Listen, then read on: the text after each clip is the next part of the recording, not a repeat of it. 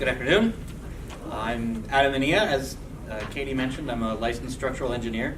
I was able to switch my schedule around a little bit, so you have to forgive me. I just started thinking about this event this morning, but hopefully I'll be able to cover all the bases and you'll all learn something along the way. So who here thinks they know what a structural engineer is? We got 3. That's more than I usually get. If you're on the internet and you've seen the Facebook meme about structural engineering, I think you can even get it put on a t-shirt. It says that I'm a structural engineer. I solve problems you didn't know you had in ways that you don't understand. That's kind of a tongue-in-cheek way to talk about some of the work that we do. It kind of points to the fact that structural engineering is very, very important. There's a lot of things that structural engineers do that affect your daily life. I mean, right now we're inside of a building, and it was designed by an architect structural engineering team. The structural engineer is responsible for the structure of the building. So that's the building, the columns, the floors, the walls, and the roof that hold the building together and resist the outside forces, which are the loads that we put on it, the occupants, the people, also the wind, the snow, the earthquake, and any other forces that might happen during the life of the building. That tries to get accounted for and worked into the design so that the building can safely perform its intended function. So things I mentioned, buildings and bridges, cell towers, power plants, all of these things have some kind of a building or structure associated with it. And you'll drive over a bridge without even thinking about it. But there was a lot of time and effort that went into the design of the bridge and understanding the materials and making sure that it will hold together and do its job so that you don't have to think about it. I did mention that I'm a licensed engineer. What that means is I'm recognized by the state. I have a little bit of a certification that goes along with it. It says that I meet the qualifications necessary to perform engineering in pursuit of the public good, so that it shows that I've demonstrated that I have competence in engineering, so that I can do these designs, and you don't have to carefully check my background to make sure that I'm going to do a good job. The certification, the license, is what demonstrates to you that you'll get what you expect in the end. There's a lot of other fields that have a license that goes along with them. Doctors are licensed, nurses are licensed, teachers have a teaching certificate, physical therapists, we talked about doctors, even lawyers have an exam that they have to sit for, and then they get to put some letters after their name. So all of these are very important fields which require committed study and depth of knowledge in that area so that you can do your job for the public satisfactorily. So we talked a little bit about structural engineering, and I wasn't always a structural engineer. And how did I become one? I guess when I was younger, I really was fascinated by how things worked. I would always take things apart, or I would build things with Legos, and I would always enjoy learning things and creating things. So I had an appreciation for art, I had an appreciation for math and science. And when a lot of times people think these two things are opposites, that you're an artist or you're a scientist or mathematician. And I really believe that the two work together because you get a deeper understanding of one if you can appreciate the other. And with that, actually, after high school, I went to school to become an architect. So my undergraduate degree is in architecture, which I really see as the marriage of art and science, because architecture is involved with the way the building looks, the way the building functions, so you're planning out these spaces and managing the project to promote a successful completion of the client's needs. You then work with the team, which would include mechanical engineers and structural engineers, to accomplish those other specialty disciplines. But when I was working as an architect, I found that I didn't have as deep an understanding of the structure as I would have liked. So I went back to school for a master's in structural engineering. And that's how then I was able to focus on just the structure that holds the building up. I did that for a number of years as a consulting engineer.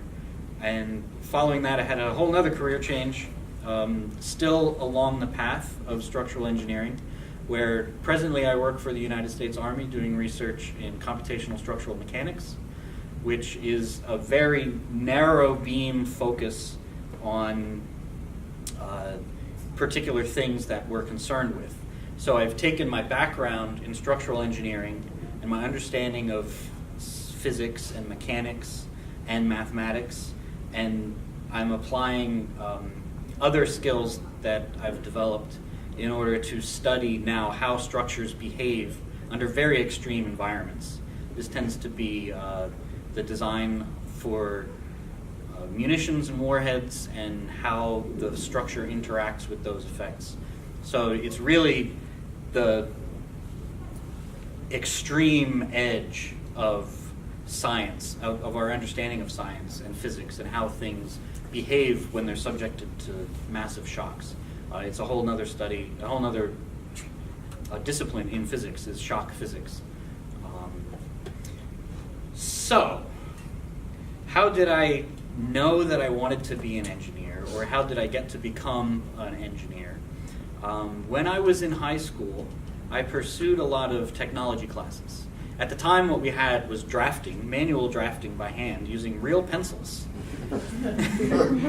And that was actually very important, because having an understanding of drafting by hand helped me to use the software and computer programs that came later, because that's what they were all based on.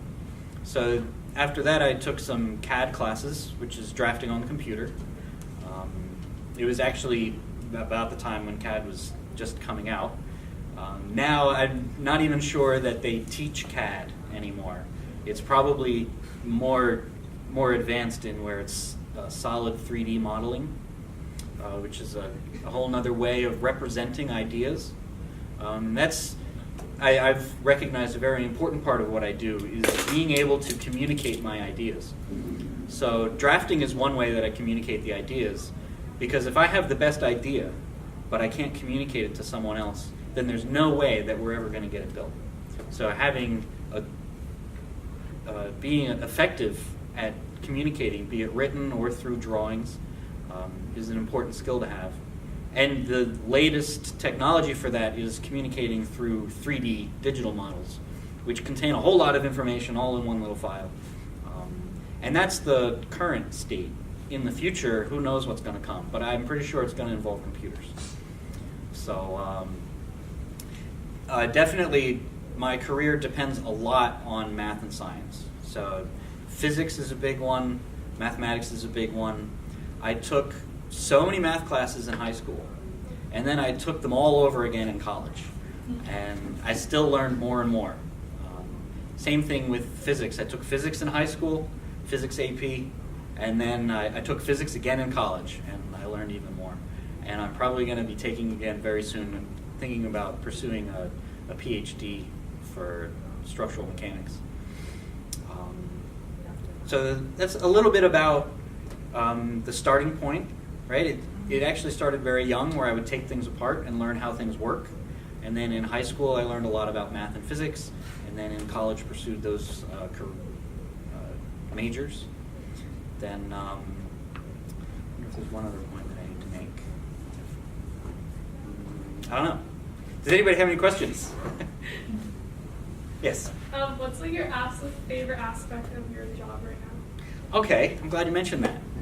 Well, I guess my favorite aspect of engineering is that you get to make something. And a lot of times you're helping other people make something that they couldn't make on their own. So if someone needs a building, they're going to come to an architectural and engineering team so that they bring their specialty in order to help meet the needs of a client or even a group of people. If it's this library, they're it actually serves the community, and it kind of makes people's lives a little bit better as a result of having a building to house this function. So I really enjoy my current job where I'm doing the applied research in structural mechanics. I enjoy that I'm learning something every day. It's nice that I'm developing new processes and new items and learning about those things. So I would have to say then, as a corollary to that, I think my greatest strength is that I really, really like to learn things. So I think having a lifelong love of learning means that whatever career you choose, you'll always learn about it, or you'll always learn other things that will enhance your career.